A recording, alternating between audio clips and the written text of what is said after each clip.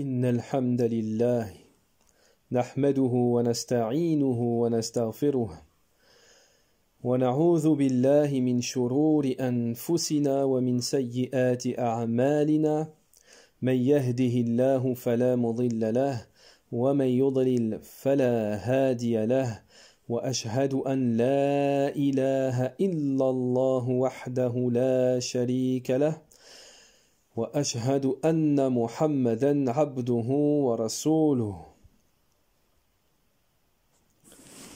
Louange à Allah, nous le louons et nous lui demandons pardon et nous cherchons refuge auprès d'Allah contre nous-mêmes et contre nos mauvaises actions. Celui qu'Allah guide, il ne sera point perdu, et celui qu'Allah égare, il ne sera point guidé. Et je témoigne que le seul qui mérite l'adoration est Allah et que Mohammed est son serviteur et messager.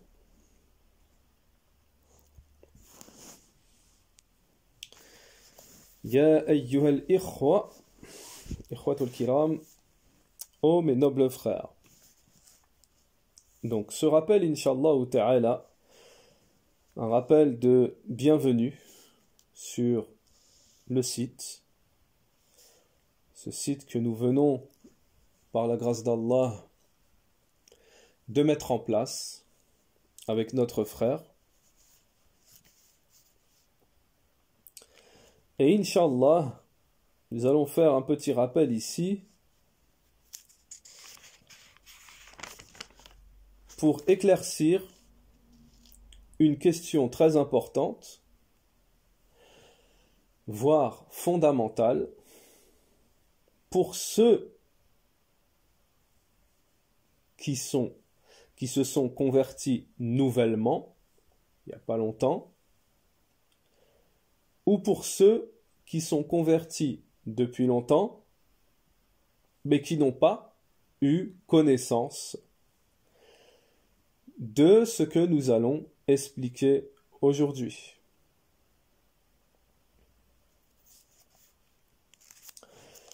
La première chose à savoir, la première faïda, première parole profitable que nous allons vous partager, c'est que la plus grande grâce, ni'ma, la plus grande grâce qu'Allah Ta'ala donne à l'homme, c'est la guidée, c'est l'islam. C'est la plus grande grâce qu'Allah subhanahu wa ta'ala akbar al-ni'ma. Qu'Allah subhanahu wa ta'ala donne à l'homme.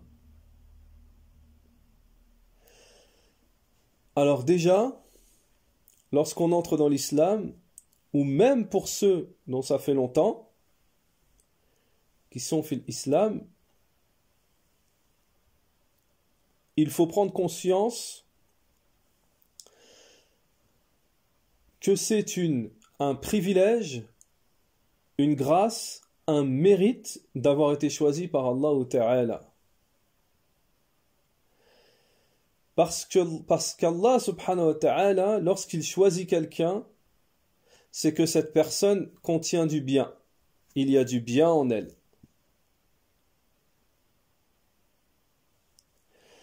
Donc c'est déjà un bon signe, un bon commencement, une bonne direction que la personne prend lorsqu'Allah subhanahu wa ta'ala décide de la guider sur la religion de droiture. Sur la religion qu'Allah Ta'ala a envoyé à son prophète Mohammed sallallahu alayhi wa sallam pour venir parachever, clôturer toutes les autres religions. Al-yawma akmaltu lakum dinakum. Allah Ta'ala nous dit dans le Coran, aujourd'hui j'ai parachevé pour vous votre religion. Elle est complète. والنبي صلى الله عليه وسلم خاتم الأنبياء. Il est le dernier, il vient clôturer les religions par la religion de l'islam. Donc celui qui se convertit à l'islam, il a été guidé vers la religion de vérité.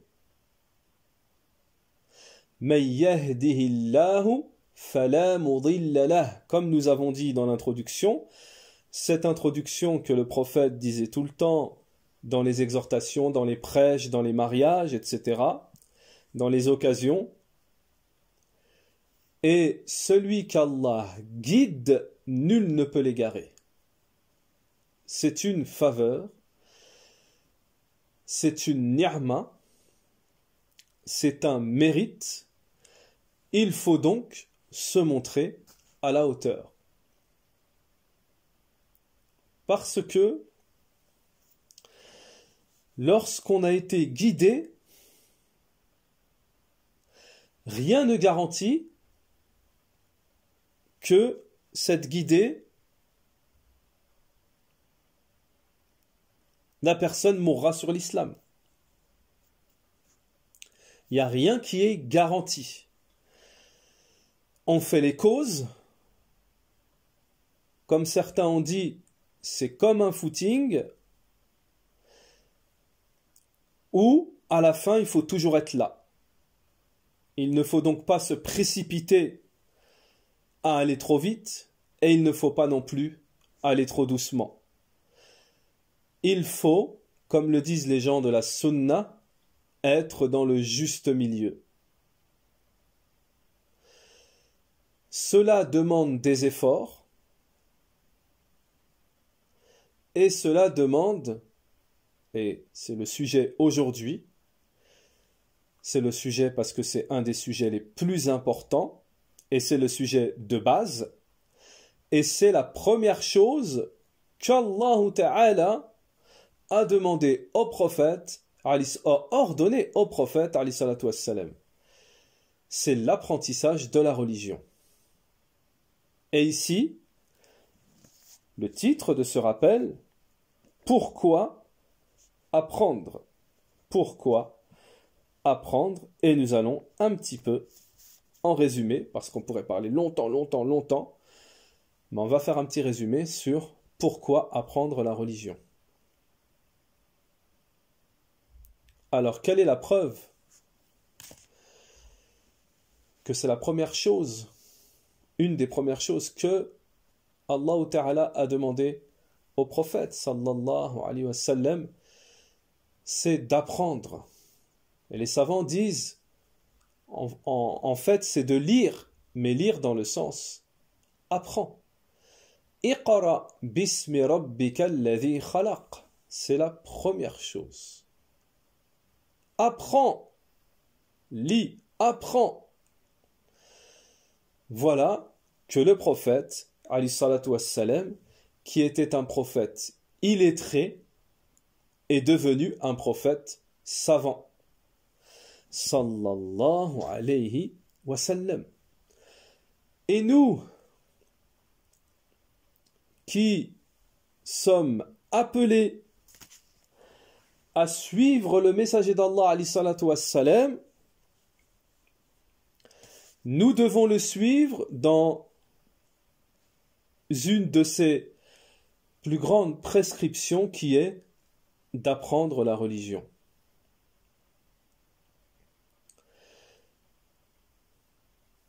Il y a des savants qui disent la science, l'apprentissage, l'ilm, la ya'diluhu shay'an idha salihat an-niyya. La science, rien ne l'égale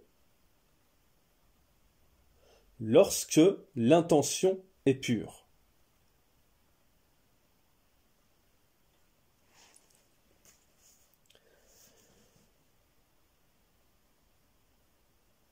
Donc, la conversion à l'islam c'est le début du parcours. C'est le début du parcours. Il faut savoir qu'un parcours, il a un début, il a un milieu, il a une fin. Et la conversion, ça n'est que le début du parcours. Ensuite, il y a tout un cheminement. Il y a tout un cheminement qui passe par la connaissance, l'apprentissage, la pratique également. La pratique également. Car l'apprentissage sans la pratique, cela n'est pas valable. Lorsque le converti entre en islam, il témoigne de la shahada, que tout le monde connaît, c'est-à-dire Ashhadu an la ilaha illallah wa anna Muhammadan Rasulullah. Je témoigne qu'il n'y a de divinité qu'Allah. En vérité, et ce en vérité on le verra dans des cours, et que Mohammed est le messager d'Allah sallallahu alayhi wa sallam. Il lui faudra obligatoirement, après la shahada, après la prononciation de la shahada, il lui faudra obligatoirement apprendre le sens de cette shahada. Ma'na la ilaha illallah. Apprendre le sens. Parce que les ulama expliquent, et ils se basent bien entendu sur les versets du Coran et la sunna du prophète, ils expliquent que prononcer juste avec la langue, le fait de dire la ilaha illallah, c'est pas suffisant. Au début, ça fait entrer dans l'islam, mais après, il faut le pratiquer. Et si on ne le pratique pas, ça peut même aller jusqu'à annuler l'islam. Donc, il faut faire très attention. Et pour le pratiquer, pour pratiquer la shahada, eh ben, il faut la connaître, il faut l'apprendre. À ce propos, il y a un verset du Coran connu chez les gens de la Sunna. Ce verset est la preuve qu'Allah Ta'ala a ordonné au prophète, donc à toute la communauté, d'apprendre avant de pratiquer, mais a ordonné d'apprendre. D'apprendre quoi? La religion, mais la première chose en priorité, c'est l'unicité d'Allah, le tawhid. C'est-à-dire l'explication de la ilaha illallah. Allah Ta'ala nous dit dans le Coran فَعْلَمْ أَنَّهُ لَا إِلَهَ إِلَّا اللَّهُ وَاسْتَغْفِرْ لِذَنْبِكَ. Allah Ta'ala donc nous dit dans le Coran, sache qu'il n'y a de divinité qu'Allah et demande pardon pour tes péchés.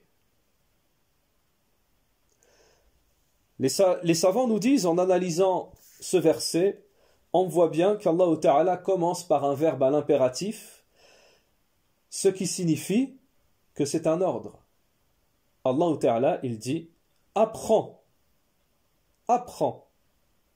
Fa'alam, sache, apprends, sache, que la ilaha illallah. Donc, c'est-à-dire, apprends la ilaha illallah. Et on a une deuxième preuve dans ce verset, lorsqu'Allah Ta'ala, à la suite de ce verset, dans le même verset nous dit « Et demande pardon pour tes péchés », les savants disent « Ça, c'est la pratique ». Donc Allah a établi un ordre dans ce verset, l'ordre c'est « Apprends puis pratique ».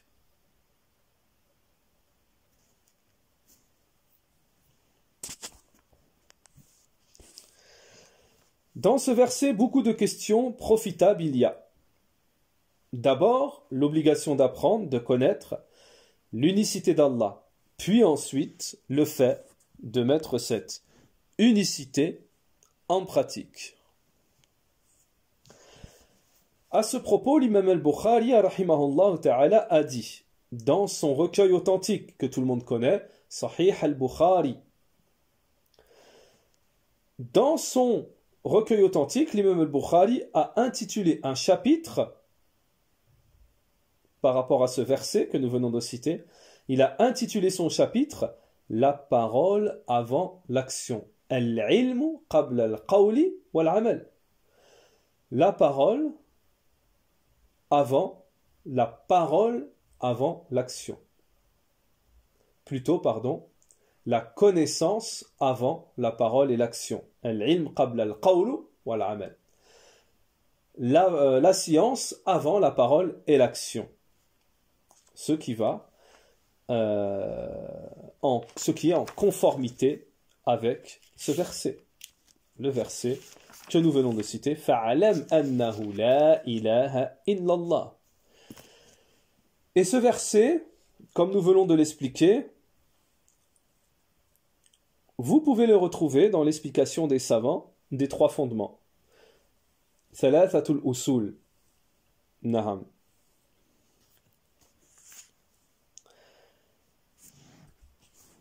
Donc, on comprend ici dans un premier temps que le musulman, au moment où il entre dans l'islam, il doit être informé, comme ça a été le cas pour le prophète, alayhi salatu wassalam, il doit être informé qu'il doit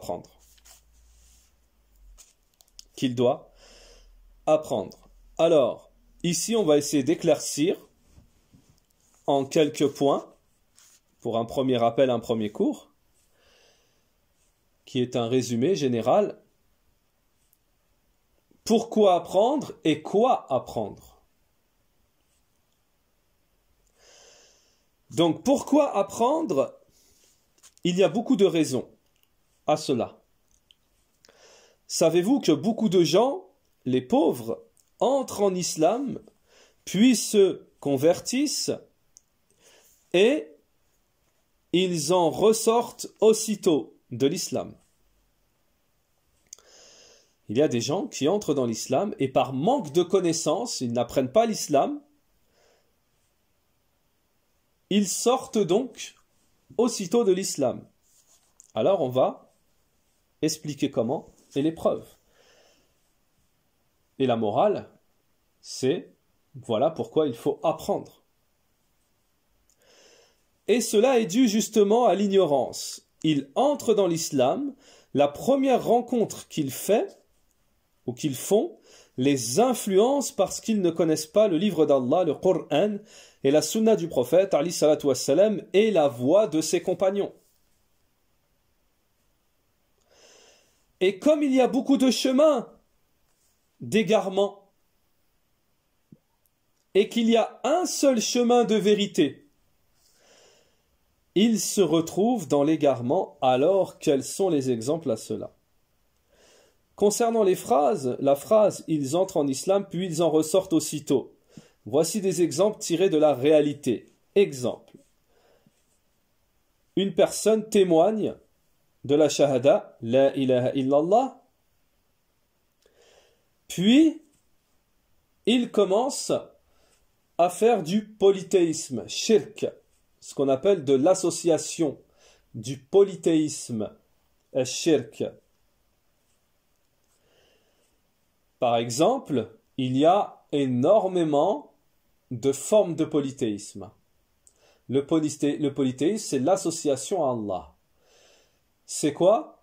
C'est de vouer des adorations ou quelque chose qui est propre à Allah seul à autre qu'Allah. Ou de mettre au même niveau qu'Allah, autre qu'Allah avec Allah. الشرك كما ذكر العلماء أهل العلم هو تسوية غير الله بالله فيما هو من خصائص الله. هذا هو الشرك اصطلاحا.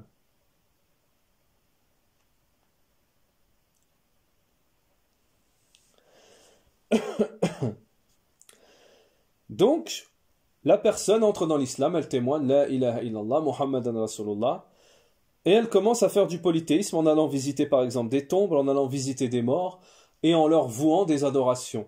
Des adorations comme par exemple les invocations, ou leur faire des vœux, ou leur demander des choses que seul Allah peut accomplir. Alors là, on a outrepassé le droit d'Allah. On a touché au droit d'Allah. Et ça, c'est ce qu'on appelle le polythéisme, donc on sort de l'islam. Cela fait sortir la personne de l'islam.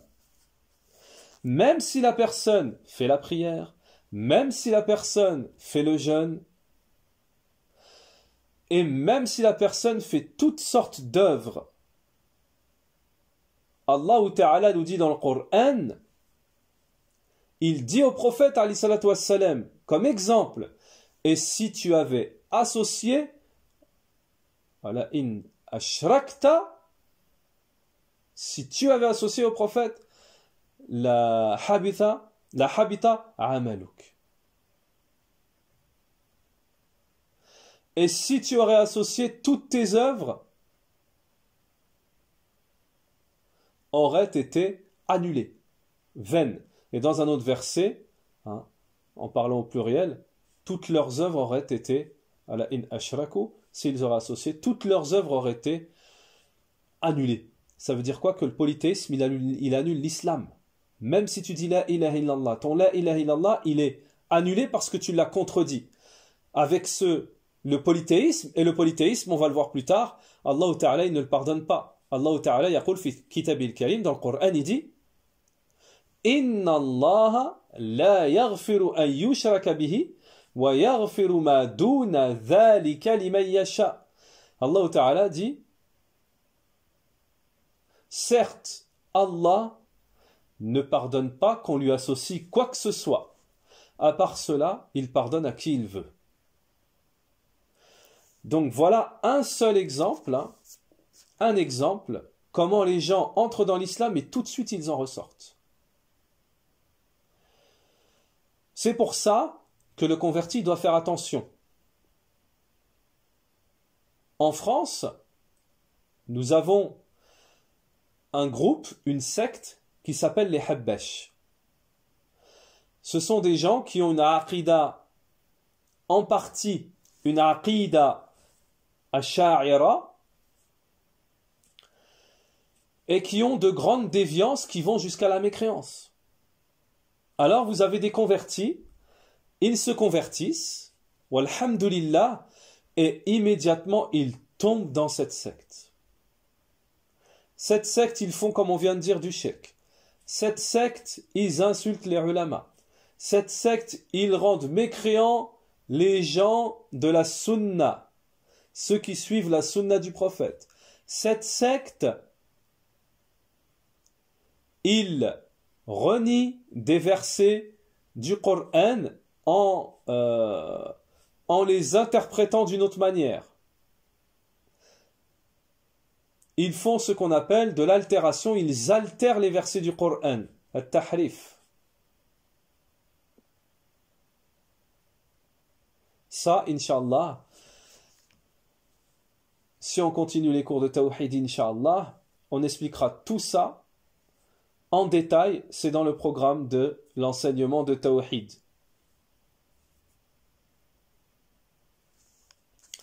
Donc ça, c'est un premier exemple. Le converti, il tombe dans cette secte, et miskin, le pauvre, il se retrouve dans une secte de mécréants, de tombolâtres, qui font des choses incroyables. Également, on peut citer un autre exemple, et il y en a beaucoup des exemples.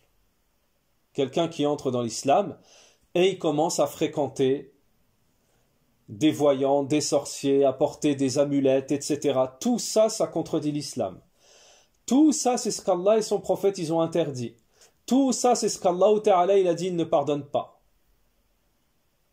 Pour celui qui meurt sans s'être repenti. Parce que le repenti est ouvert jusqu'au jour de la résurrection. Jusqu'à ce que le soleil se couche, naham, de l'autre côté. Du côté inverse de son lever. Naham.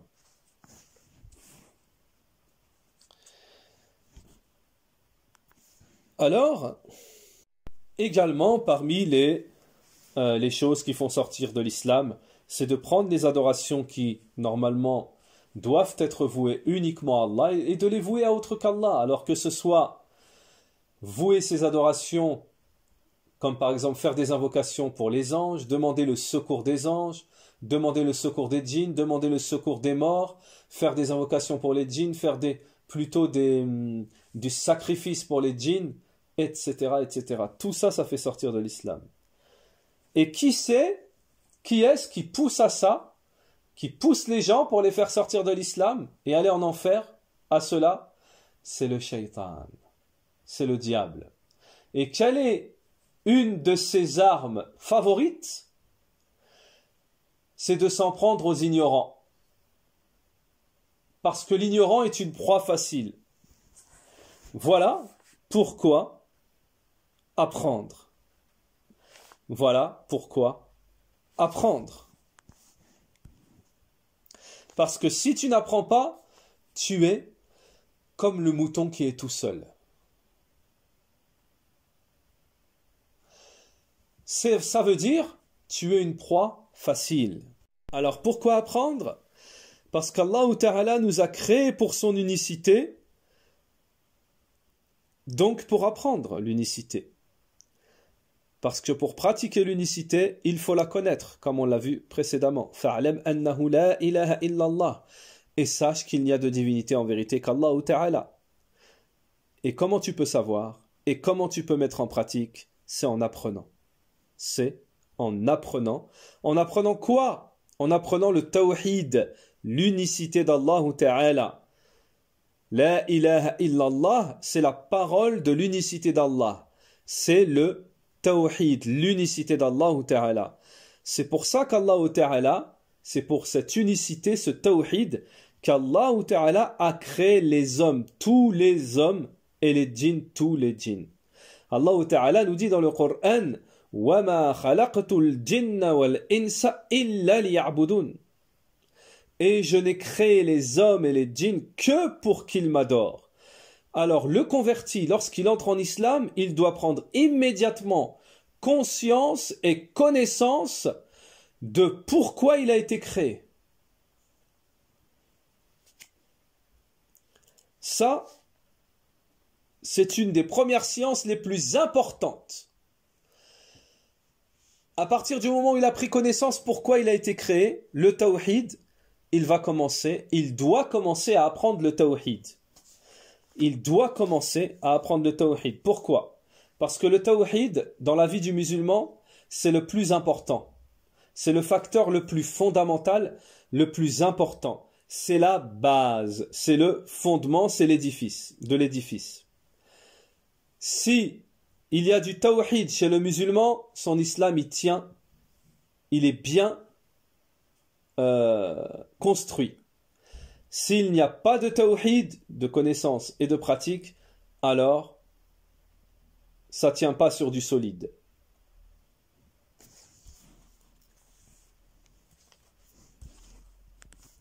Naham. La connaissance du tawhid est très très très très très importante. Celui qui meurt sur le tawhid, il va, Inch'Allah ta'ala, au paradis. Également, parmi les causes de l'apprentissage, Allah Ta'ala nous dit dans le Coran هل يستوي الذين يعلمون والذين لا يعلمون. Sont-ils au même niveau ceux qui savent et ceux qui ne savent pas? Ceux qui ont la connaissance et ceux qui n'ont pas la connaissance. La réponse c'est non. Également, pourquoi le tawhid? Parce que le prophète, alayhi salatu wassalam, pendant toute sa vie, son prêche, il a essentiellement prêché le tawhid. Le prophète, alayhi salatu wassalam, les 10 premières années du message, il n'a prêché pendant 10 ans que l'unicité d'Allah, que le tawhid. Et tout le reste du temps, après ces 10 années, il a continué à prêcher le tawhid, mais avec la législation d'Allah Ta'ala. On en conclut quoi? On en tire que ça veut dire que le plus important, c'est le tawhid, c'est l'unicité d'Allah Ta'ala. Les savants disent, cette unicité, c'est la clé du paradis. La ilaha illallah miftahul jannah. Les savants disent, la shahada, la parole de la ilaha illallah, ce sont les clés, c'est la clé du paradis. Pourquoi le tawhid, l'unicité d'Allah, la première chose que le converti doit connaître? Déjà, parce qu'Allah Ta'ala a créé les hommes et les djinns que pour ça, pour son unicité. Et parce qu'Allah Ta'ala a envoyé les messagers, tous sans exception, uniquement que pour le tawhid. Les messagers disent dans le Coran, Ya qawmi, Ya qawmi a'budullah, ma lakum min ilahin ghayruh. Les messagers, ils ont dit, lorsqu'Allah Ta'ala les a envoyés, ô mon peuple, adorez Allah, vous n'avez pas d'autre divinité à part Allah subhanahu wa ta'ala. Ça, c'est l'appel au tawhid. Tous les prophètes, lorsqu'ils ont été envoyés par Allah Ta'ala, ils sont venus avec un message. Pourquoi on l'appelle messager, prophète? Ils sont venus avec un message. C'était quoi ce message? C'est le tawhid. C'est l'unicité d'Allah. C'est la ilaha illallah.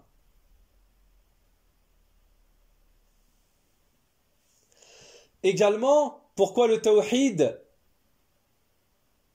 Parce qu'Allah Ta'ala a envoyé les messagers pour la concrétisation de ce tawhid.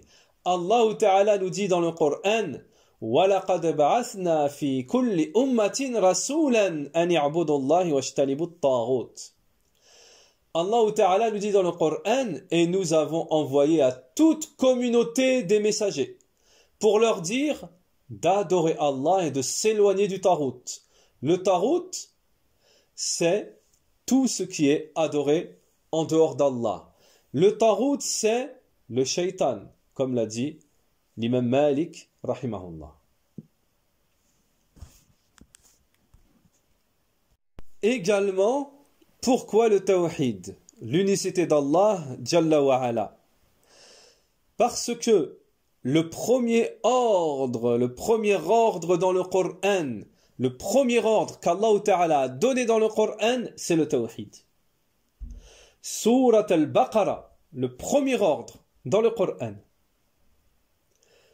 Ya ayyuhan nas i'budu rabbakum alladhi khalaqakum walladhina min qablikum la'allakum tattaqun.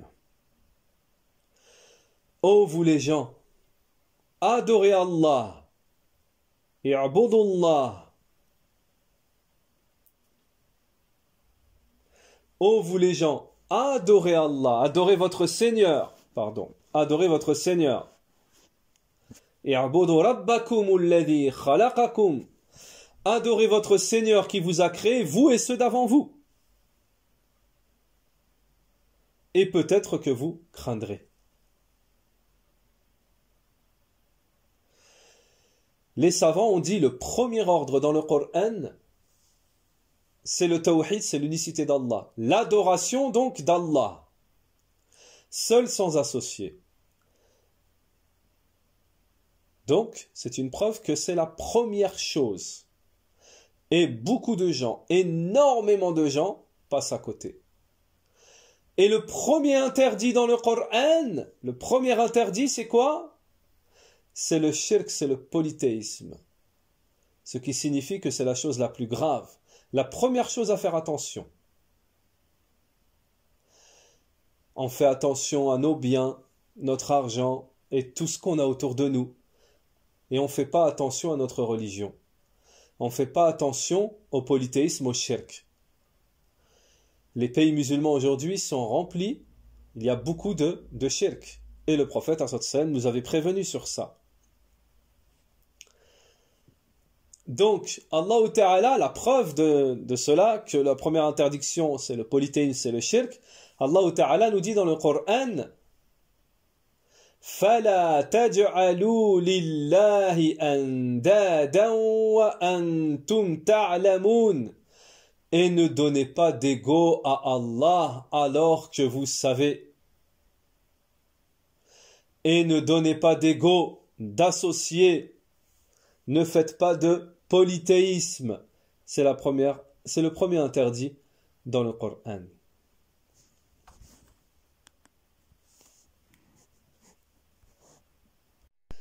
Également, pourquoi le tawhid? Pourquoi l'unicité d'Allah en premier, en priorité?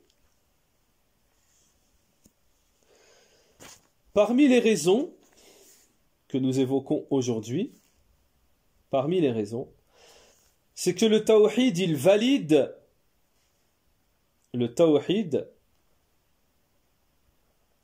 valide toutes les œuvres. Sans le tawhid, nos œuvres ne sont pas acceptées. Ça signifie quoi? Ça signifie que toutes les actions qu'on fait, et les adorations et tout le reste, la prière, tout, invocation, tout ce qu'on fait, on doit le faire exclusivement pour Allah seul. Et là, l'œuvre est acceptée. Mais si on fait une œuvre, et dedans, il y a de l'impureté comme le shirk, le polythéisme, c'est-à-dire, comme on a expliqué précédemment, l'œuvre n'est pas vouée exclusivement, entièrement pour Allah, alors cette œuvre, lorsque c'est du polythéisme majeur, du grand polythéisme, cette œuvre n'est pas du tout acceptée, et lorsque c'est du polythéisme mineur, de la petite association qu'on expliquera dans les cours, là, l'œuvre est la partie de l'œuvre qui est où il y a l'association, elle n'est pas acceptée. Elle est remise en cause. Ça, on l'expliquera en détail dans les cours qui suivront, Inch'Allah ta'ala. Également, pourquoi le tawhid, pourquoi l'unicité d'Allah ta'ala? Parce que elle fait entrer au paradis. Celui qui concrétise le tawhid entrera au paradis sans jugement et sans châtiment. من حقق التوحيد دخل الجنة بغير حساب ولا عذاب كما قال الإمام محمد بن عبد الوهاب النجدي رحمه الله في كتابه كتاب التوحيد. Comme l'a dit le cheikh de l'islam Mohammed ibn Abdel Wahhab rahimahullah, le cheikh de l'islam, dans son livre intitulé Kitab al-Tawhid, le livre de l'unicité, il a intitulé un chapitre, celui qui concrétise le tawhid entrera au paradis sans jugement et sans châtiment. Après, il y a la question, comment concrétiser le tawhid? Comment concrétiser le tawhid? La concrétisation du tawhid, elle demande tout un enseignement pour pouvoir la mettre en pratique. Cet enseignement et ce suivi, nous l'expliquerons, Inch'Allah, dans les prochains cours. Inch'Allah, aujourd'hui, nous allons nous contenter de ça. Juste ajouter une dernière parole pour le converti. Qu'il soit nouveau ou ancien, il y a une chose très importante sur laquelle il faut prêter une grande attention. Parce que tout est fait, tout est manipulé pour qu'on oublie le tawhid, pour qu'on se divise dans les pays musulmans et pour qu'on s'éloigne du tawhid et pour détruire l'islam, les mécréants et les associateurs, les ennemis de l'islam se servent du polythéisme. Nous allons citer quelques exemples pour que vous puissiez mieux comprendre avec des preuves. Vous prenez l'exemple de l'Afrique. On commence par l'Afrique du Nord, l'Algérie. Pendant la colonisation en Algérie, les Français favorisaient et aidaient à la construction des mausolées. Ils voulaient instaurer le polythéisme pour que la sunna disparaisse de l'Algérie. Pour que la sunna du prophète disparaisse de l'Algérie et pour créer, semer la division au sein des musulmans qui étaient, à cette époque-là, qui étaient en harmonie avec leur religion. C'est exactement ce qui s'est passé, mais d'une autre manière, en Afrique, dans tout le reste de l'Afrique. Les Occidentaux sont arrivés en Afrique. Ils ont commencé à prêcher une religion qui n'était plus d'actualité, puisqu'elle a été abrogée par la venue du prophète Mohammed alayhi salam. Donc, qu'est-ce qu'ils ont voulu faire, les Occidentaux? Ils ont voulu retirer l'islam des Africains pour les rendre chrétiens. Et c'est pour ça qu'aujourd'hui, vous les trouvez moitié chrétiens, moitié musulmans. Alors des fois c'est plus de musulmans dans un pays que de chrétiens, des fois c'est l'inverse. Ça crée aussi des guerres, ça crée aussi des conflits, ça crée de la division, alors qu'à la base toute l'Afrique, du moins une grande partie de l'Afrique, à la base, l'Afrique était musulmane. Et il y a des preuves sur cela. Il y a des preuves. Donc il faut être très vigilant sur ça, apprendre le tawhid, parce que le tawhid, c'est une arme.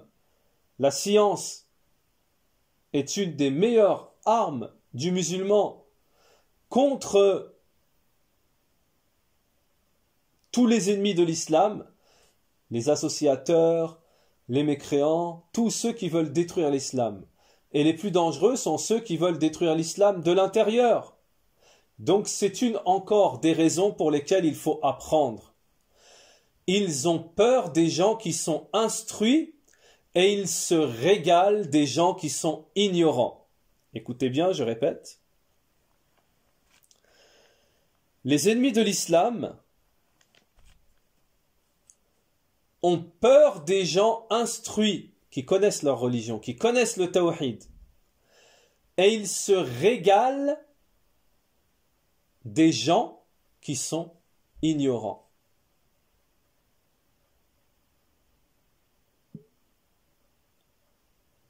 يعني أعداء الإسلام يخافون من أصحاب التوحيد من الموحدين.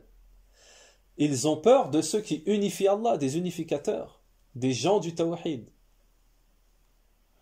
ويفرحون من الجهال ويستهزئون بهم ويلعبون بهم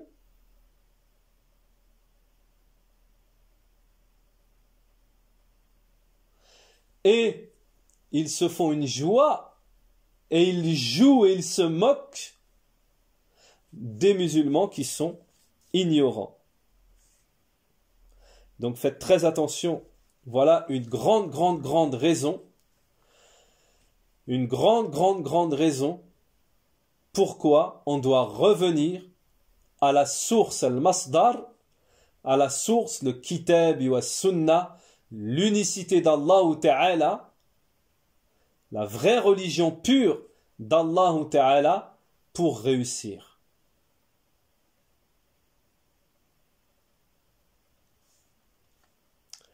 Donc, Inch'Allah Ta'ala, nous continuerons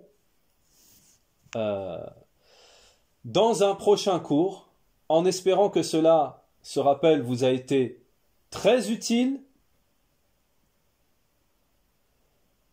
et qu'Inch'Allah Ta'ala, il vous donne l'envie d'apprendre le tawhid.